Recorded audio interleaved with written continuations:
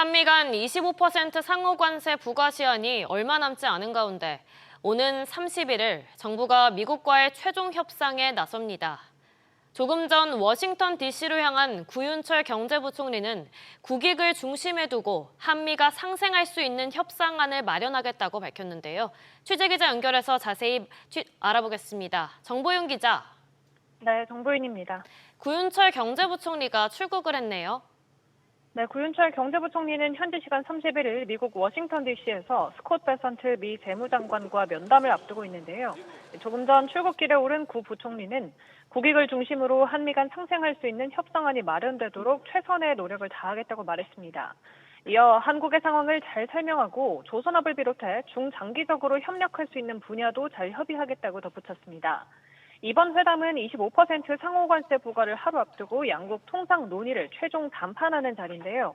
구 부총리는 현지에서 지금 협상에 임하고 있는 김정관 산업부 장관과 여한구 통상교섭본부장과 총력 대응할 수 있도록 하겠다고 밝혔습니다. 지금 막판까지 총력을 다하고 있는데 김정관 산업통상자원부 장관은 미국 워싱턴에서 영국 스코틀랜드까지 날아갔다고요?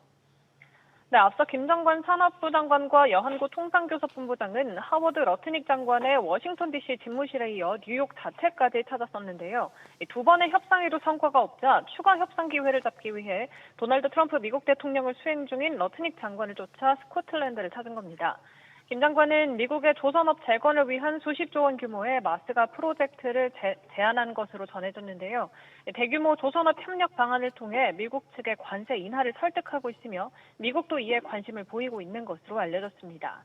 다만 최근 일본과 유럽연합 등에서 대규모 대미 투자 약속을 받아낸 만큼 미국의 높아진 눈높이를 맞출 수 있을지는 미지수입니다.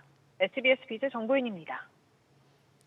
이런 가운데 트럼프 대통령은 무역 협정을 체결하지 못한 국가들에는 15에서 20%의 관세가 부과될 거라고 말했습니다. 중국과의 3차 고위급 무역 협상도 시작됐는데요. 취재기자 연결합니다. 김성훈 기자. 네, 김성훈입니다. 트럼프 대통령이 기본 상호 관세율을 당초 발표한 수준보다 높였네요.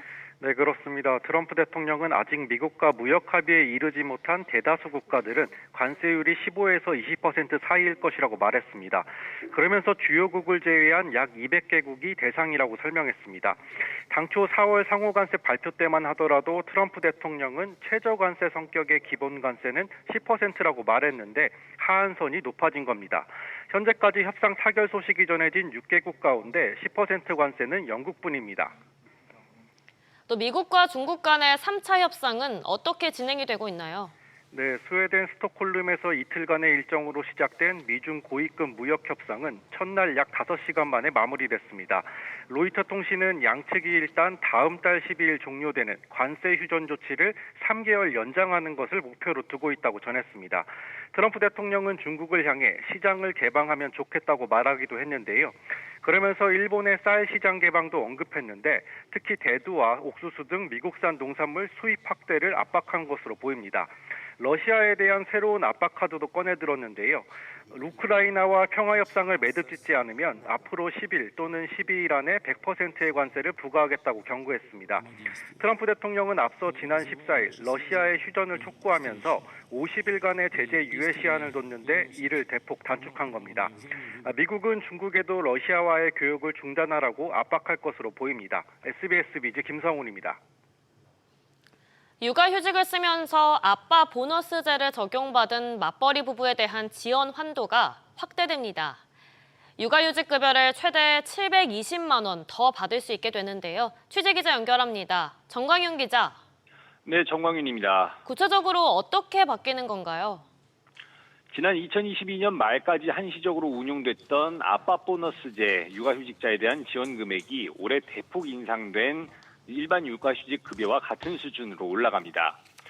아빠 보너스제는 부모 중 두 번째로 육아휴직을 쓰는 사람에게 지원금을 더 줘서 공동육아를 활성화하자는 취지로 원래 첫 석 달간 월 최대 250만 원 한도에서 통상임금의 100%를 이후엔 월 120만 원 한도에서 통상임금의 절반을 받을 수 있었습니다. 하지만 올해부터는 그냥 육아휴직을 해도 이보다 많이 받는데요. 일반 육아휴직 기준으로 첫 석 달은 월 250만 원으로 갔지만 이후 석 달은 월 200만 원, 남은 기간 월 160만 원 한도로 아빠 보너스제보다 더 많은 급여가 지급됩니다. 몇 년 전 아빠 보너스를 신청한 부모가 이제 와서 남은 육아휴직을 쓰면 남보다 급여를 덜 받는 상황이 되자 정부가 개선 방안을 내놓은 겁니다. 그러면 개선된 제도로 총 얼마를 받을 수 있나요? 육아휴직 18개월, 그러니까 1년 반 기준으로 부모 한 명이 최대 3,270만 원을 받을 수 있습니다. 아빠 보너스제 대상자의 경우 기존보다 총 720만 원 더 늘어나는 겁니다. 적용 시점은 올해 1월 1일 이후 육아휴직분으로 소급 적용도 받습니다. 육아휴직 기간은 기본적으로 1년이지만 올 2월 하순부터는 부부가 각각 3개월 이상 휴직할 경우 최대 1년 반까지 쓸 수 있도록 더 늘어났습니다. SBS 비즈 정광윤입니다. 대형마트 규제로 발빠르게 성장한 곳 중에 식자재 마트가 있습니다. 규제가 없다는 점을 이용한 건데 정부가 마침내 칼을 빼들었습니다. 김동필 기자. 네, 김동필입니다. 각종 꼼수 영업 논란으로 말이 많았던 곳이죠. 네, 골목 상권을 살린다는 명분으로 각종 규제를 받았던 대형마트와 달리 통칭 식자재 마트라 불리는 곳들은 규제망을 피하면서 급속도로 성장했습니다. 규모나 파는 물건 시스템을 볼 때 대형마트와 같은데 대형마트로 분류가 안 되도록 한 겁니다. 가령 건물을 쪼개서 대형마트 기준인 3,000제곱미터 규정을 피한다거나 식품 유통 전문 매장 신고 또는 직판장 허가로 영업하는 식입니다. 이에 따라 대형마트에 적용되는 의무 휴업일과 같은 규제를 받지 않았었습니다. 이런 식자재 마트는 코로나 시기를 거치며 전국 각지에 우후죽순 들어선 상태입니다. 이 규제 사각지대를 해결하기 위해서 정부가 전수조사에 나선다고요? 네, 그렇습니다. 식자재 마트라고 불리긴 하지만 아직 정확한 정의나 개념조차 없는 상황인데요. 이에 산업통상자원부는 전수조사를 통해 우선 전국 식자재 마트 전반에 대한 파악에 나서기로 했습니다. 정부가 식자재 마트에 대해 전수조사하는 건 이번이 처음인데요.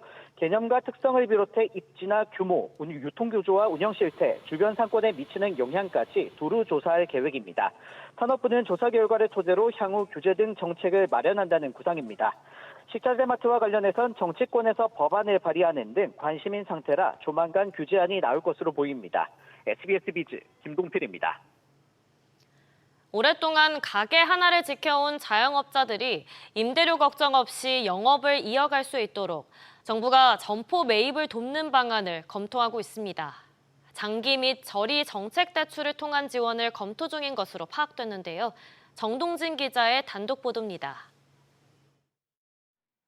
자영업자 10명 중 4명은 3년 안에 폐업을 고려 중이고 그중 12%는 임차료 부담을 주요 원인으로 꼽았습니다.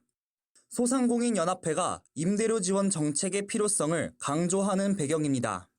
이에 중소벤처기업부와 국토교통부, 금융위원회 등 관계부처와 대통령실은 소상공인의 임대료 부담을 줄이는 방안을 두고 정책 마련에 착수했습니다.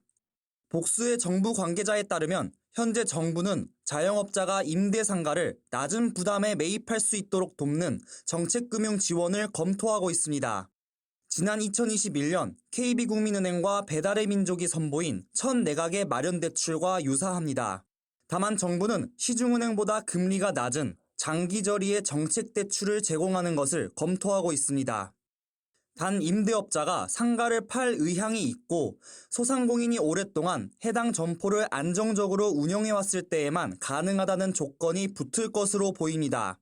상가를 장기저리 대출로 보유하게 되면 임대료 급등이나 갑작스런 퇴거 통보 같은 불확실한 부담에서 벗어날 수 있습니다. 반면 소상공인이 상가를 직접 매입할 경우 발생할 수 있는 리스크도 고려한 정책 설계가 필요합니다. 향후 금리 변동 리스크를 좀 해지할 필요가 있겠고 또 상가 가격이 하락할 수 있다는 설명도 충분히 제공하는 등의 제도적 설계가 필요할 걸로. 정부는 소상공인의 임대료 부담을 줄이기 위해 정책 대출 외에도 공공임대 상가 등 여러 지원책을 놓고 논의하고 있는 것으로 전해집니다. SBS 비즈 정동진입니다. 치매에 걸리고 나면 판단과 기억이 흐려져서 있는 재산도 제대로 못 쓰고 불편에 빠지거나 심할 경우 빼앗길 가능성도 생깁니다. 그래서 특히나 치매가 공포스럽다고 말하기도 하는데요. 이와 관련해서 이재명 대통령이 후보 시절 안전한 노후 생활 보장을 강조하며 제시했던 치매머니 공공신탁이라는 제도가 있는데 이 제도가 속도를 낼 전망입니다. 취재기자 연결해서 자세히 알아보겠습니다. 오정인 기자. 네, 오정인입니다. 우선 이 치매머니 공공신탁의 구체적인 구상은 뭔가요? 네, 국민연금과 같은 정부기관이 치매 등으로 자산 관리를 직접 하기 어려운 고령층을 대신해 자산을 관리해주는 겁니다. 고령자가 건강할 때 생활비와 의료비, 상속 등 재산관리 계획을 미리 설계해 기관에 맡기면 이후 이 기관이 자산을 운용해 매달 생활비를 지급하고 필요시 각종 비용도 처리하는 방식입니다. 질환이나 질병으로 판단력이 흐려진 고령자의 자기 결정권을 보장할 수 있고 재산이 범죄에 노출되거나 가족 간 갈등이 벌어지는 상황을 방지할 수 있다는 게 특징입니다. 정은경 보건복지부 장관은 앞서 인사청문회 서면 질의답변서를 통해 시범사원부터 단계적으로 확대해 나가겠다고 밝힌 바 있습니다. 그런데 이게 원칙적으로는 개인 재산이잖아요. 근데 정부에서 이렇게 대대적으로 나서려는 이유가 뭔가요? 네, 묶여있는 자금이 너무 많기 때문입니다. 저출산 고령사회위원회에 따르면 지난 2023년 기준 국내 65세 이상 치매 환자가 보유한 자산은 154조 원으로 국내 총생산 GDP의 6%가 넘었습니다. 2050년엔 488조까지 늘어날 것으로 추산됐는데요. 개인 자산 문제를 넘어 국가경제 선순환을 막는 요인으로 지목될 수준의 규모라는 문제의식이 깔린 것으로 해석됩니다. SBS 비즈 오정인입니다. 정부와 여당이 세제 개편 논의에 들어간 가운데 부자 감세 정상화를 통해서 세수 기반을 넓히겠다고 밝혔습니다. 더불어서 법인세와 주식 대주주 기준을 높이기로 공식화했는데요. 배당소득 분리과세의 경우 아직 이견이 있는 상태입니다. 오수영 기자. 네, 오수영입니다. 법인세 최고세율이 다시 올라가겠네요. 그렇습니다. 정부와 더불어민주당은 오늘 국회에서 2025년 세제 개편안의 당정 협의회를 열고 법인세 최고세율을 현행 24%에서 2022년 수준인 25%로 1%포인트 올리기로 했습니다. 앞서 윤석열 정부는 출범 첫 해인 2022년 법인세 최고세율을 25%에서 24%로 인하했는데 원래대로 되돌리겠다는 겁니다. 법인세 최고세율은 2009년 이명박 정부 때 25%에서 22%로 내려갔다가 2017년 문재인 정부에서 25%로 올라갔고 이후 윤석열 정부에서 24%로 다시 내려갔었습니다.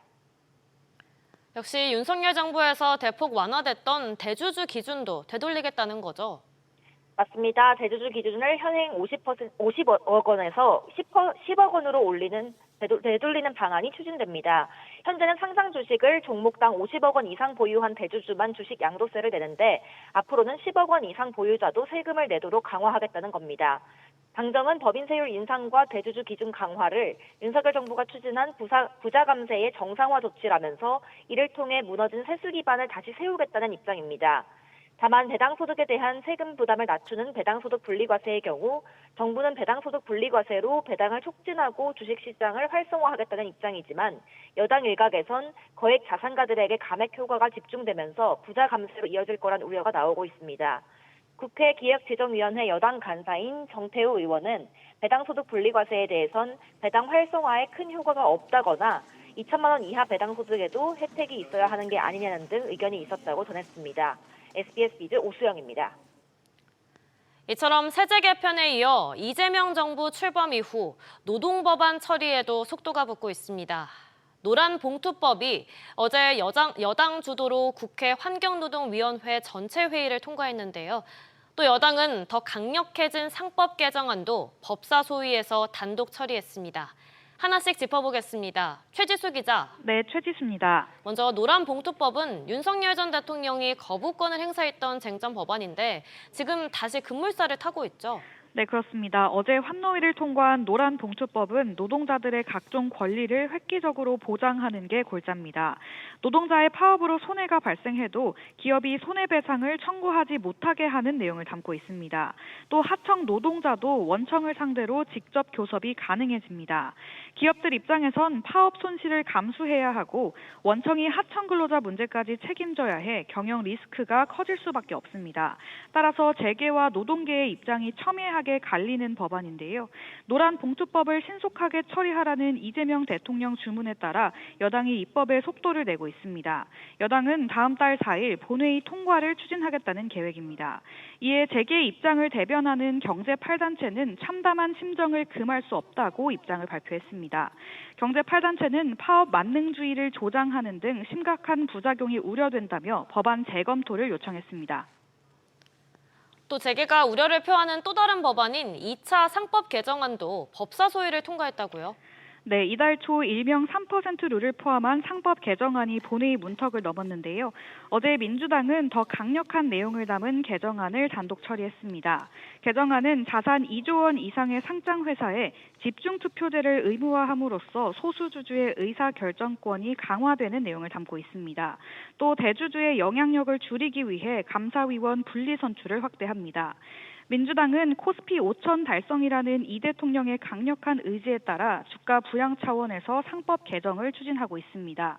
이에 경제 8단체는 해외 투기 자본의 사업 재편 반대 등 무리한 요구로 이어져 기업의 성장 동력 확충을 어렵게 할 수 있다고 반발했습니다. SBS 비즈 최지수입니다. 상법 개정과 관련해서 여당의 코스피 5천 특별위원회가 하반기에 상법을 추가로 손볼 뜻을 내놨습니다. 더 센 상법이 예고되면서 국내 증시에서 어떤 종목들이 영향을 받을지에도 관심이 모아지는데요. 이민우 기자. 네, 이민우입니다. 여당이 상법 개정을 어떻게 추진하겠다고 밝혔나요? 네, 오기영 더불어민주당 코스피 5천 특별위원장이 한국거래소를 방문해 하반기에도 자사주 처리 문제, 배임죄에 대한 우려 해소와 합병 분할 공개 매수제로 인한 자본시장법 개정안 등을 순차적으로 논의해 제도 개선을 추진하려고 한다고 밝혔습니다. 여당은 어제 소액주주 관리를 강화하는 상법 개정안을 국회 법사위 소위원회를 통과시키는데 추가 부양책을 예고한 겁니다. 소위에서는 여러 표를 이사 후보 한 명에게 몰아줄 수 있는 집중투표제와 감사위원을 2명 이상으로 확대하는 것을 골자로 한 더 센 상법이 논의되는데요. 민주당은 전체 회의를 거쳐 다음 달 4일 본회의에서 이 같은 상법 개정안을 처리할 계획입니다. 앞서 이사충실 의무가 주주로 확대되고 3% 룰도 반영됐는데 주주 의무가 더 강화된 겁니다. 더 세진 상법 개정안으로 인해서 투자자들이 지켜봐야 할 종목도 있겠네요.